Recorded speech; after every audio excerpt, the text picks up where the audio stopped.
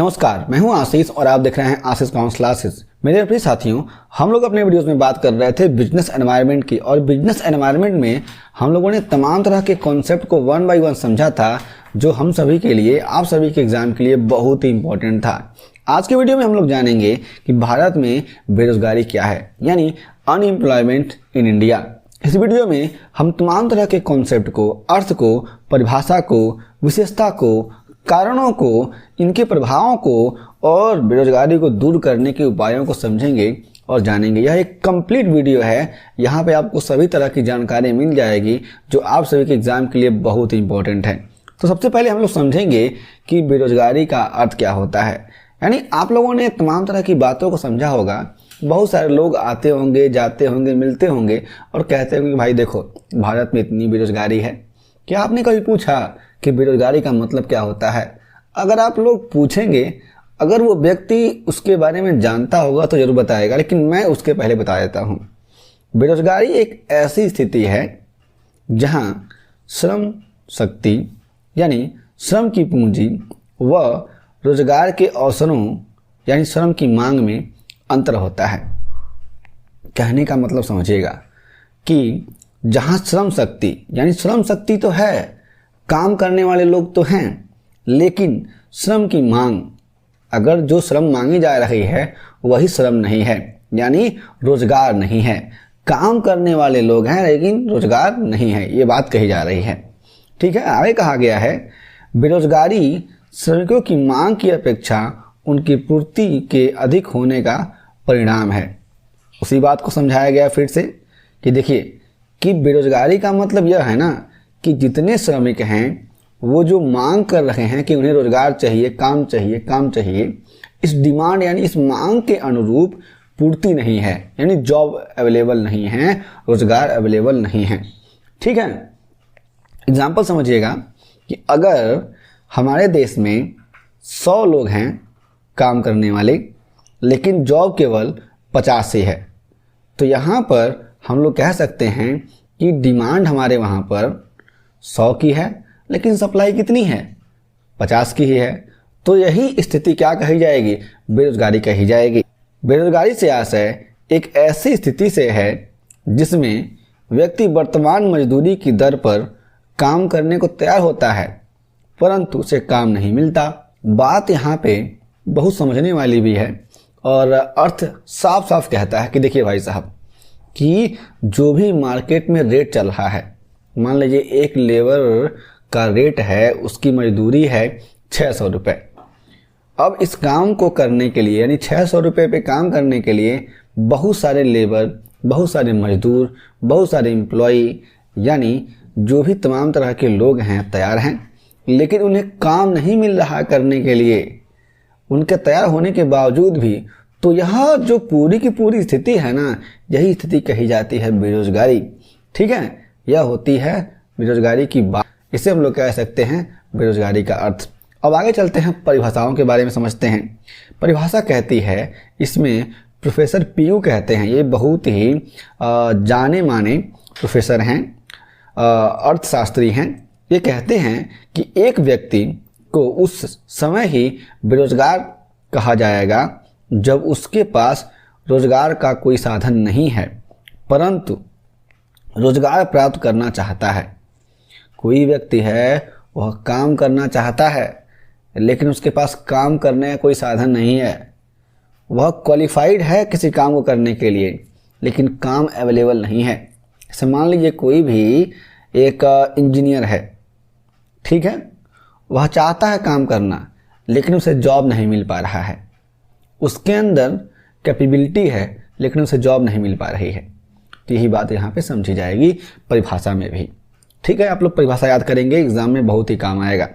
ठीक है, और मैं यहाँ पे जैसे जैसे बता रहा हूँ, पॉइंट टू पॉइंट, अगर क्वेश्चन आता है तो आप सभी को आंसर ऐसे ही करना है।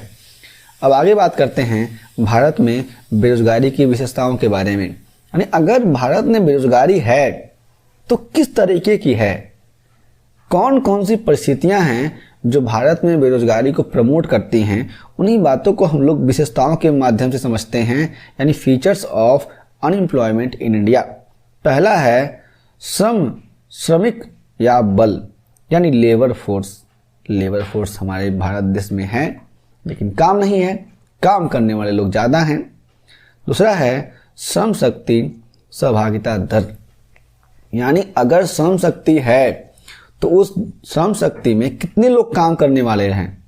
यानी आप लोग समझेंगे कि भारत में अगर 1 लाख लोग काम कर सकते हैं यानी खाली बैठे हैं, उन्हें रोजगार चाहिए होगा, लेकिन उस 1 लाख लोग में से कितने काम करने वाले हैं जो चाहते हैं काम करना, ये बात यहाँ पे समझाई जा रही है।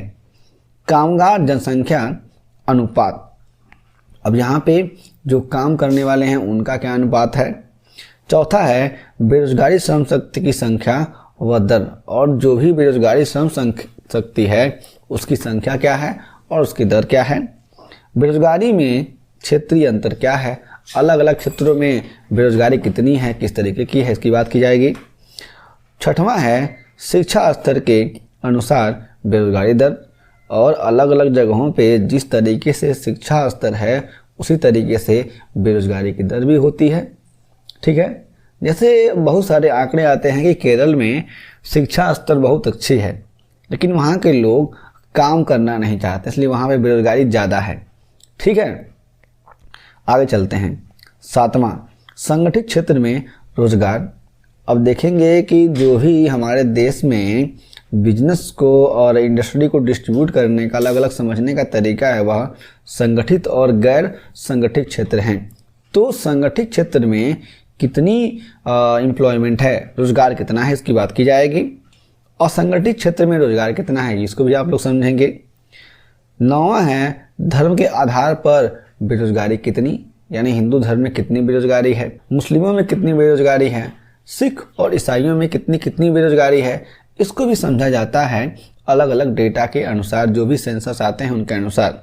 ठीक है, सामाजिक समूह के अनुसार बेरोजगारी, जो भी अलग अलग सामाजिक समूह हैं, जातियां हैं, उनके अनुसार बेरोजगारी कैसी है, क्या है, इसको भी हम लोग समझेंगे। ठीक है, तब एक कंक्लूजन निकलेगा इसकी विशेषता के रूप में। अब बात करते हैं भारत में बेरोजगारी के कारणों के बारे में, यानी cause of unemployment in India. यहाँ पे कहा गया है पहला कि जनसंख्या वृद्धि, ये तो आपको मालूम ही होगा। भारत में जनसंख्या तेजी से बढ़ रही है लेकिन रोजगार के अवसर सीमित हैं, ये नॉर्मल सी बात है, यहाँ पे बहुत समझाने वाली बात नहीं है आप सभी को। दूसरा है शिक्षा प्रणाली की खामियां, यानी व्यवहारिक और तकनीकी शिक्षा की कमी के कारण युवा उद्योगों की आवश्यकता के अनुरूप नहीं होते।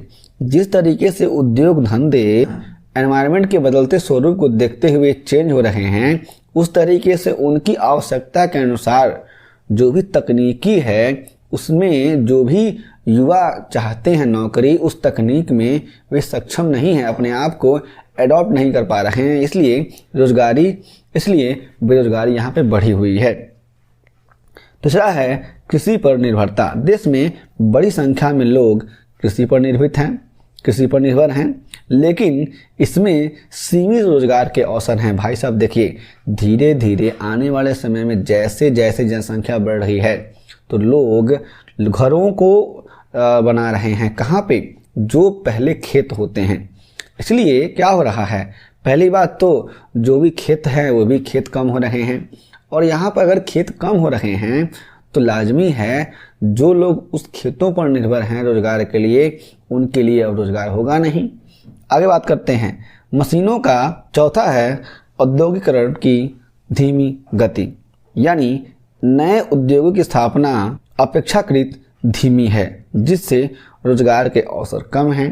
भारत में बहुत सारे मिशन चलाए जाते हैं, make in India, digital India, इन सब से उद्योग को प्रमोट किया जाता है, इंडस्ट्री को प्रमोट किया जाता है, और इंडस्ट्रियलाइजेशन पॉलिसी हमारी कंट्री में पहले ही आई हुई है।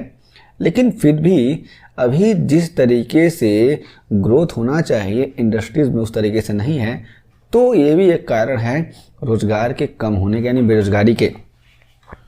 पांचवा है मशीनों का बढ़ता उपयोग। अब इसमें कौन सी बातें हैं, ऑटोमेशन और रोबोटिक्स के कारण श्रम आधारित नौकरियां कम हो रही हैं।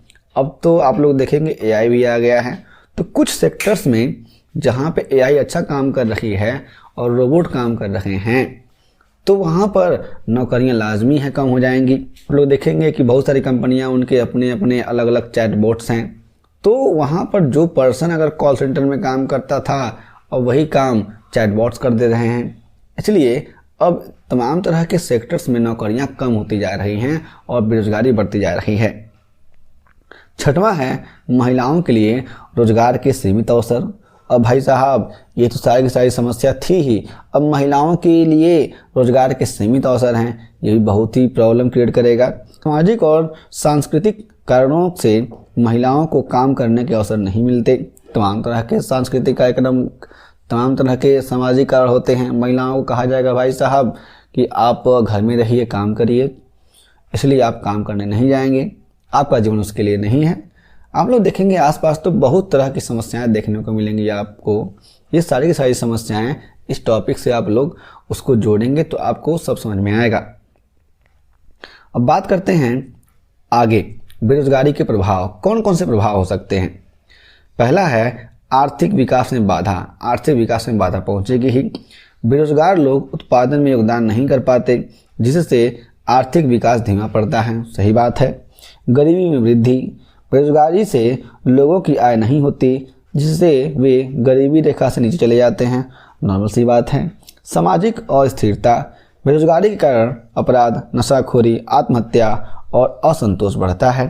सही बात है। और चौथा है कि प्रतिभा का नुकसान। योग्य और शिक्षित लोग विदेशों में काम करने चले जाते हैं। अब यहाँ पे ये भी एक समस्या है, ये भी एक प्रभाव है बेरोजगारी का देश पर।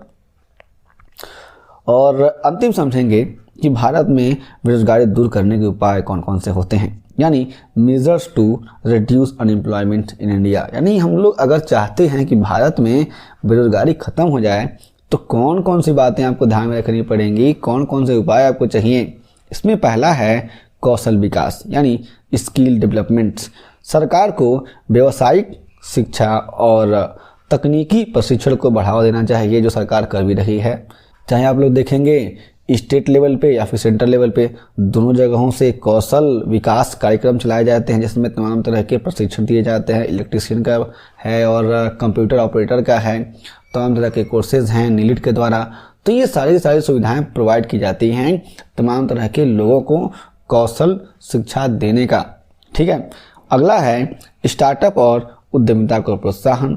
स्वरोजगार को बढ़ावा देने के लिए ऋण योजनाएं और अनुदान दिए जाने चाहिए, जैसे मान लीजिए मुद्रा लोन है। इस तरीके से बहुत सारे लोन हैं और बहुत तरीके से प्रमोशन हैं। और तीसरा है औद्योगिकरण को बढ़ावा। अधिक से अधिक उद्योग स्थापित किए जाएं ताकि रोजगार के अवसर बढ़ें। ये नॉर्मल सी बात है, होनी चाहिए तभी तो होगा। चौथा है कृषि सुधार। कृषि में आधुनिक तकनीकों का उपयोग कर अधिक रोजगार उत्पन्न किए जाएं। हाँ, अगर आधुनिक तकनीकों का उपयोग होगा तभी तो रोजगार बढ़ेंगे। पांचवा है मेक इन इंडिया और आत्मनिर्भर भारत। घरेलू उत्पादन और स्थानीय लोगों को बढ़ावा देकर रोजगार के अवसर बनाए जाएं। ये बात सही कही जा रही है। और छठवां है डिजिटल रोजगार के अवसर। आईटी, फ्रीलांसिंग और वर्क फ्रॉम होम जैसी नई नौकरियों को प्रोत्साहित किया जाना चाहिए, किया जाए। इस तरीके से बहुत सारे उपाय हो सकते हैं। मैं अपनी तरफ से एक और उपाय कह सकता हूँ कि आप लोग भी कह सकते हैं कि अगर गवर्नमेंट तमाम तरह के टैक्सेस कम कर देती है तो उससे भी कुछ ना कुछ प्रभाव पड़ेगा रोजगार पर। ठीक है ना। आगे बात करते हैं अंतिम में कि हमने क्या सीखा, क्या समझा इस वीडियो से। निष्कर्ष यानी कंक्लूजन। भारत में बेरोजगारी एक गंभीर समस्या है, लेकिन सही नीतियों और योजनाओं से इसे कम किया जा सकता है। सरकार और समाज को मिलकर कौशल विकास, औद्योगिकरण और स्वरोजगार को बढ़ावा देना होगा ताकि देश का हर व्यक्ति आत्मनिर्भर बन सके। जैसे आप लोगों ने समझा होगा, जाना होगा, एक स्लोगन है आत्मनिर्भर भारत। तो ये बातें आपको समझनी पड़ेंगी बेरोजगारी के कंटेक्स्ट में। हम लोगों ने इस वीडियो में समझा कि भारत में बेरोजगारी क्या है, बेरोजगारी के बारे में तमाम तरह के पॉइंट को समझा और जाना। हम लोग फिर से मिलेंगे अगले वीडियो में, जहाँ पे हम लोग एक नए कॉन्सेप्ट को समझेंगे और जानेंगे। तब तक के लिए जय हिंद।